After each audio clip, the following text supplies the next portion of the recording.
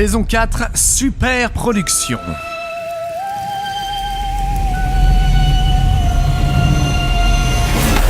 Le principal point d'impact se révèle être Dusty Depot, qui ne contenait que 3 entrepôts abandonnés, laissant désormais place à un immense cratère avec en son centre le cœur du météore, qui semble être indestructible. Et de petits fragments de pierre imbus d'une énergie étrange sont disséminés sur toute l'île. À partir de là, la storyline de la saison 4 se divise en 2 parties. D'abord, les habitants de l'île se servent de cet événement et décident de tourner un film de super-héros. Ah non mais rappelez-vous quand je vous ai dit que c'était une histoire de bac à jouets. Le scénar du film, l'un des impacts de la météorite a détruit la prison de l'île, permettant à Omega, le super vilain, de s'échapper. Carburo, le héros, rassemble alors une team de super-héros pour l'arrêter. Parallèlement à ça, il se passe des choses étranges sur la carte. Des camions font leur apparition aux différents sites de crash et amassent les pierres antigravité dispersées par le météore. Un centre de recherche est érigé au cratère de Dusty Depot. Qui que soient ces gens, ils semblent vouloir étudier le météore et en ouvrir le cœur.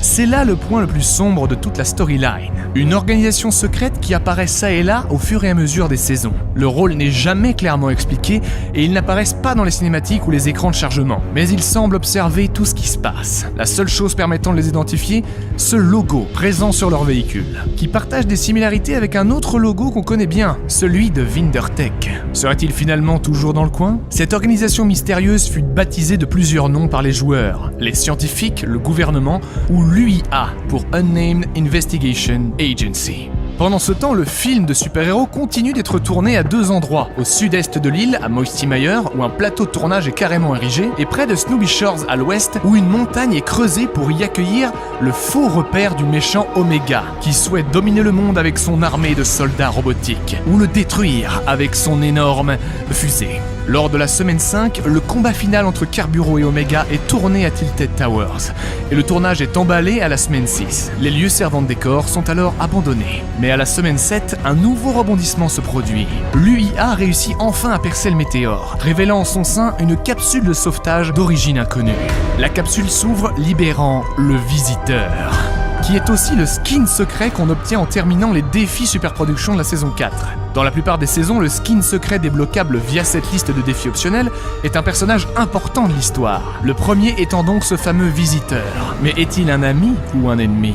Le Visiteur s'échappe de Dusty Depot et trouve refuge dans le faux repère d'Omega, abandonné depuis la fin du tournage. Il attaque ensuite un convoi de l'UIA et vole les pierres antigravité afin de modifier la fausse fusée du tournage en une véritable fusée.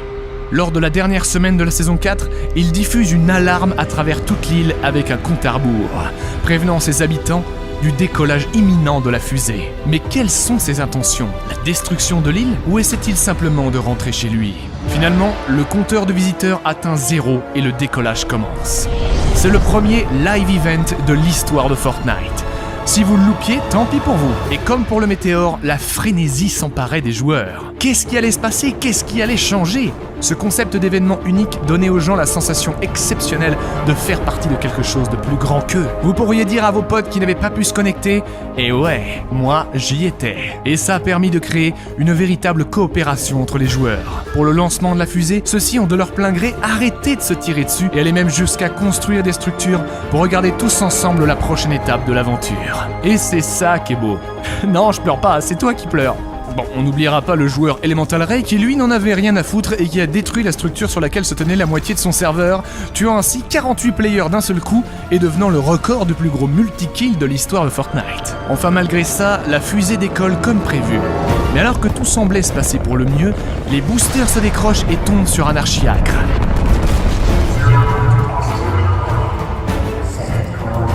Tandis que la fusée fait demi-tour et plonge droit sur Tilted Towers.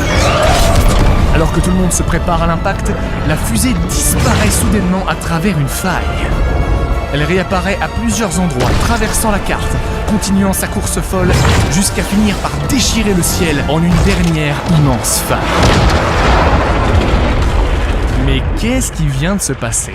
Est-ce que la fusée était supposée faire ça ? Ou est-ce que quelqu'un a ouvert une faille pour sauver Tilted Towers de la destruction ? Le visiteur lui-même peut-être ? Est-ce pour ça qu'il a collecté les pierres provenant de la météorite ? Pour volontairement ouvrir la faille ? Était-il lui-même à bord ? En tout cas, celui-ci disparaît et ne reviendra pas avant un bout de temps. Mais la fabrique même de la réalité est fragilisée par cet événement, et l'île va devoir en subir les conséquences. C'est le début de la saison 5. Baptisée la collision des mondes, la saison 5 voit l'île être victime d'étranges événements. Des choses apparaissent et d'autres disparaissent.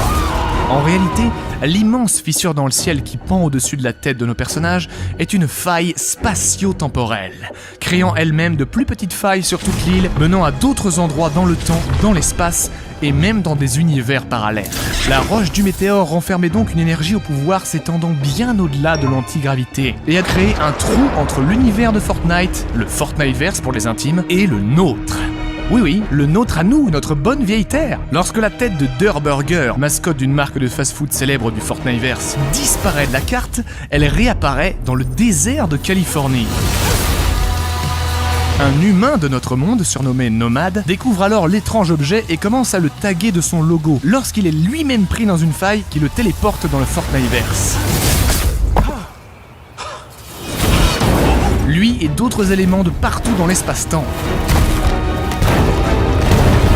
La carte de l'île est alors drastiquement changée. Le marais de Moisty Mire devient un désert. Une colline près de Snowy Shores accueille désormais un drakkar et un village viking. Le restaurant Tomato Town devient Tomato Temple, un lieu de culte envers la mascotte concurrente de Durr Burger. Nomad, complètement perdu dans cet univers qu'il ne connaît pas, est alors accueilli par une bande de personnages sympathiques. La Terreur Fluo, l'experte en câlin et Rex, qui décide de le prendre sous leur aile et de lui faire visiter le coin. La bande part alors dans un road trip à travers la carte, à bord de la voiture de golf de Nomad, téléportée depuis la Terre avec lui et qui deviendra le véhicule utilisé par tous les joueurs pendant la saison 5. Durant leur voyage, dont on peut apercevoir les photos en complétant la liste des défis de la saison, Nomad finit par aimer l'endroit et décide de rester dans le Fortniteverse avec ses amis. À la semaine 7, alors que ceux-ci font une pause au motel de l'île, ils font une étrange rencontre. Des hommes cagoulés apparaissent à travers une faille et emportent le panneau du motel qui avait été endommagé par le météore. Ces étranges individus, appelés les exécuteurs, sont encore aujourd'hui un mystère. Ils semblent être capables de manipuler les failles à leur guise, et leur description indique qu'ils cherchent à rétablir l'ordre et l'équilibre. La théorie la plus populaire est qu'ils sont une sorte de police spatio-temporelle chargée de veiller au bon déroulement du temps à travers les univers parallèles. Alertés par l'ouverture de la faille et voyant que le Fortniteverse semble être l'épicentre d'une catastrophe spatio-temporelle, ils débarquent donc, mais leur rôle reste aussi secret que celui de l'UIA. La semaine suivante, une nouvelle menace émerge. La faille qui s'étendait au fil du temps finit par rétrécir et changer de couleur, signifiant que quelque chose se prépare. Et quelque chose se produisit.